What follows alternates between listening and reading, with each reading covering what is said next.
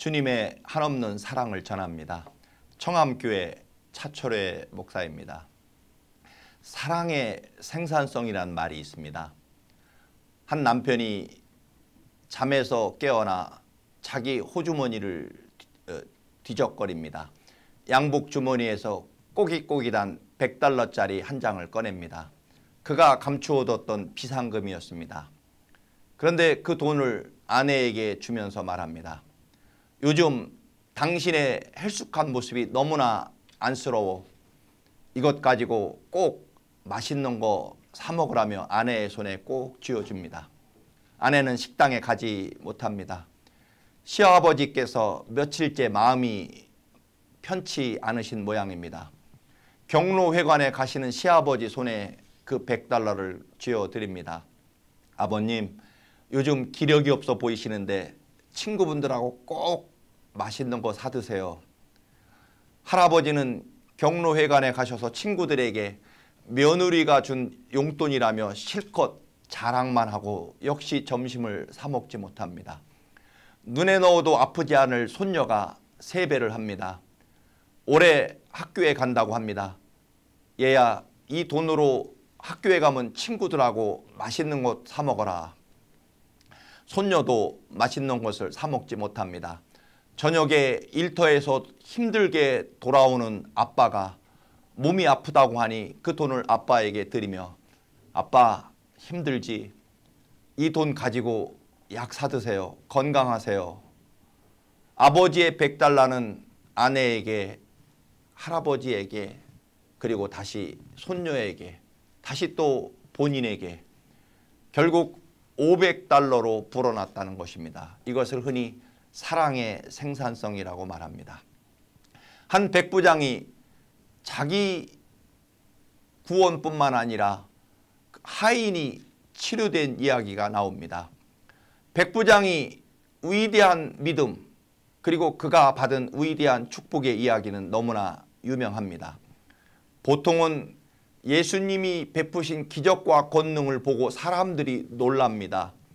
그런데 이 로마 백부장의 이야기에서는 예수님이 놀라시고 오히려 예수님이 신선한 충격을 받으십니다. 그리고 예수님이 기적을 베푸시기 위하여 뭔가를 행하시고 그리고 기적을 받을 사람에게 순종을 요구하시거나 어떤 명령을 내리시고 그것에 따르도록 요구한 것이 아니라 오히려 예수님은 아무것도 못하게 하시고 자기가 모든 것을 다 하겠다고 말합니다. 예수님이 이방 사람인 너의 믿음이 참으로 위대하구나.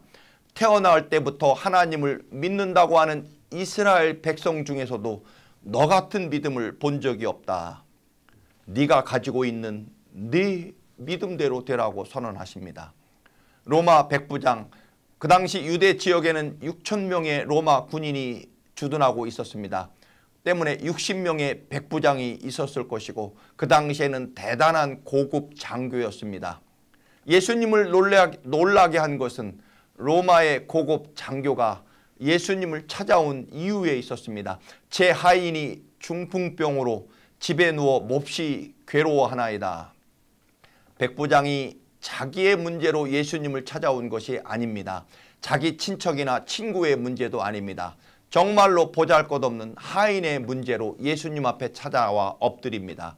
이 백부장은 그 당시에는 살아있는 도구에 불과한 노예를 위해서 예수님께 찾아옵니다.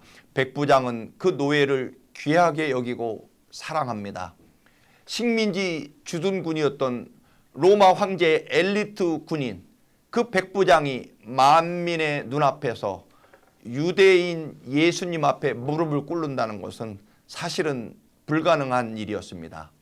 더군다나 그 당시에 짐승이나 어떤 도구와 같은 노예를 위해서 무릎을 꿇는다는 것은 더더욱 있을 수 없는 일일 것입니다.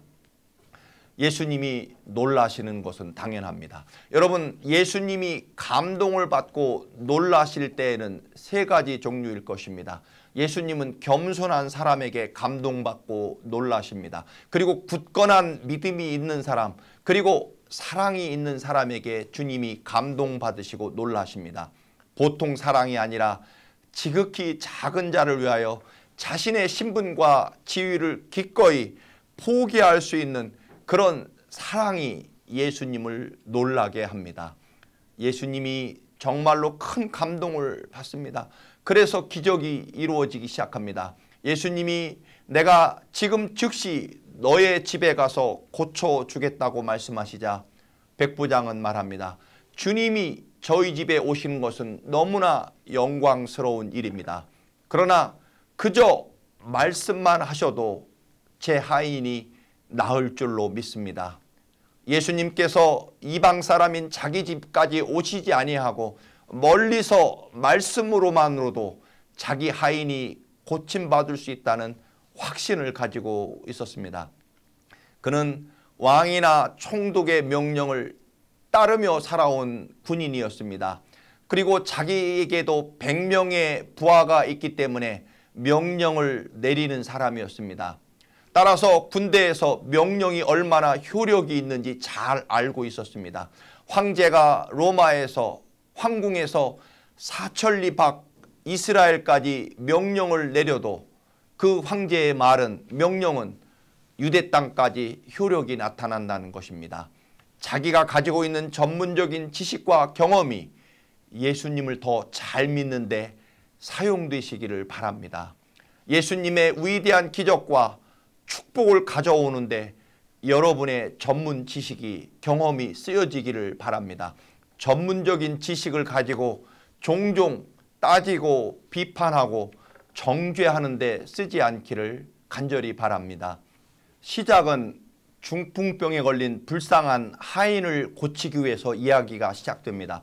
그리고 그 중풍병자가 하인이 고침을 받습니다. 그러나 오늘 이야기의 주인공은 어느새 그리고 위대한 축복은 어느새 백부장으로 바뀌어 있습니다. 보리빵 5개로 예수님께 그 보리빵을 드려서 소년이 굶지 않습니다. 1만 명의 사람, 그 많은 사람들이 함께 보리빵을 먹고 소년도 배불리 먹고 12광주리가 남게 됩니다. 한 소년에 드려진 보리빵은 1만 배로 불어나게 됩니다. 열왕기상 17장의 사르밧 과부 이야기도 마찬가지입니다. 마지막으로 밀가루를 가지고 빵을 구워 아들과 함께 죽음을 기다리는 그 사르밧 과부에게 원래는 냉수 한 그릇 대접하려고 하다가 마지막 빵을 주게 됩니다.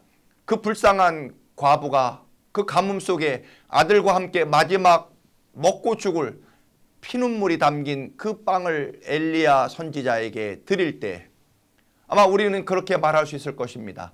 내 신세와 열등감 때문에 당신도 하나님의 사람이냐라고 따질 수 있었을 것입니다. 그러나 없는 빵, 마지막 빵을 엘리야 선지자 혹은 하나님께 드렸을 때 그들은 3년 6개월 동안 1275일입니다. 3끼씩 곱하면 3825끼니 그리고 거기에 엘리야까지 더하면 결국 세 식구가 3년 6개월 동안 1만 배로 그 마지막 남은 밀가루가 늘어나게 된다라고 하는 것입니다. 아브라함도 창세기 18장에 보면 지나가는 나그네를 대접합니다. 그저 남아있던 식은 빵을 대접한 것이 아니라 그 무더운 뜨거운 한낮에 낮잠 자는 시간에 뜨거운 불을 피워 새로 빵을 굽고 송아지를 잡아서 세숫대에 물을 떠다가 발까지 씻어주면서 그들을 대접했을 때 소돔과 고모라 성의 멸망의 비밀을 알려주시고 그리고 100세의 아들 이삭을 낳게 될 것이고 하늘의 별보다 바닷가의 모래알보다 더 많은 그런 후손의 수억 배의 축복을 받게 됩니다. 창세기 24장에 보면 결국 지나가는 나그네, 타국의 나그네에게 리브가가 냉수 한 그릇을 대접합니다. 냉수 한 그릇에 그치지 아니하고 리브가는 10마리의 낙타에게까지 물을 떠다 줍니다. 요청한 것도 아니고 부탁하지도 않았지만 10마리의 낙타에게까지 물을 떠다 주는 리브가 사랑이라고 하는 것은 더하는 것입니다. 없는 것을 만들어서 하는 것입니다. 그리고 리브가는 평생 가장 소중한 신랑 이삭을 만나게 되고, 그리고 그가 10마리의 낙타에 싣고 온 금은 보화가 자기 집에 내려놓게 됩니다. 내가 물을 준 낙타는 결국 내가 시집갈 때 타고 갈 낙타가 되었고, 그리고 내가 물을 준 낙타가 싣고 온 그 엄청난 축복을 받게 됩니다. 결국은 내게 축복을 싣고 온 낙타에게 미리 물을 준 것에 불과합니다. 여러분, 사랑이라고 하는 것은 없는 것을 만들고 그리고 더해서 사랑할 때 그 사랑은 1만 배로 불어나게 된다라고 하는 것입니다. 예수님께서도, 하나님 아버지께서도 모든 방법을 다 사용해서 우리를 사랑하십니다. 율법을 주시기도 하시고 선지자를 보내기도 하고 때로는 나라를 멸망시키고 노예 생활을 시키면서까지도 우리를 구원하시려고 애쓰십니다. 그러나 그 모든 것들이 실패하자 결국은 아들 예수 그리스도를 최후의 수단으로 십자가에 죽게 하시면서까지 우리를 살려내십니다. 하나님은 모든 수단을 다 사용하시고도 또 아들까지 십자가에 내어주시며 사랑하십니다. 그리고 인류를 구원하십니다. 여러분, 사랑은 만배로 늘어나게 되어 있습니다.